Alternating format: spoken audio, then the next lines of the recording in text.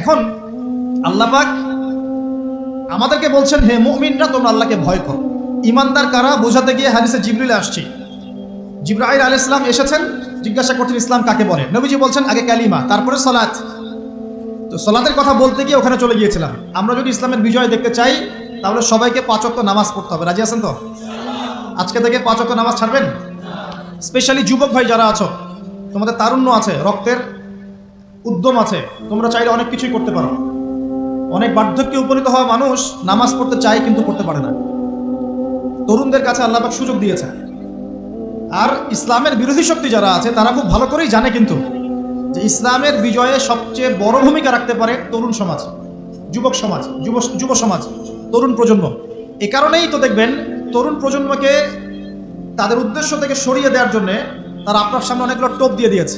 দেখাবো টোপ কয়েকটা। নারী জাতি মেয়েদেরকে বেপর্দা করে তোমার সামনে উপস্থাপন করে দিয়েছে, ফ্রি মিক্সিং। এখন তুমি আর ঈমান ধরে রাখতে পারছো না। এটা পরিকল্পিত ছিল। কারণ আল্লাহ পাক বলেন যুজ্জিনা লিন-নাস হুব্বুশ শাহাওয়াতি মিনান নিসা। মানুষের জন্য সবচেয়ে যে আকর্ষণীয় বিষয়গুলো তার মধ্যে 1 নাম্বার হচ্ছে মহিলা, মানে মেয়ে, নারী জাতি। এটা আমাদের কাছে সবচেয়ে আকর্ষণীয়। আল্লাহ পাকের সবচেয়ে সুন্দর সৃষ্টিকে মানুষ না, মানুষের মধ্যে আল্লাহ পাকের সবচেয়ে শ্রেষ্ঠ সৃষ্টিকে নারী জাতি। আল্লাহ পাক তাদেরকে সুন্দর করে সৃষ্টি করেছে, তাই নাকি? এই কারণে পুরুষদের সবচেয়ে আকর্ষণের জায়গা কোনটা? নারী জাতি। এই কারণে মেয়েদেরকে বেপর্দা করে তোমার সামনে ছেড়ে দেওয়া হয়েছে। জেনা বেড়েছে, ব্যভিচার বেড়েছে, ফ্রি মিক্সিং বেড়েছে, ধর্ষণ বেড়েছে, এই যে হারাম প্রেমের সম্পর্কগুলো বেড়েছে। যুবকেরা তাদের জীবনের উদ্দেশ্য ভুলে গেছে। আমার কথা কি বুঝতে পারছেন? আচ্ছা, এটা 1 নাম্বার। 2, মাদক। যুবকদের সামনে মাদকের সহজলভ্যতা।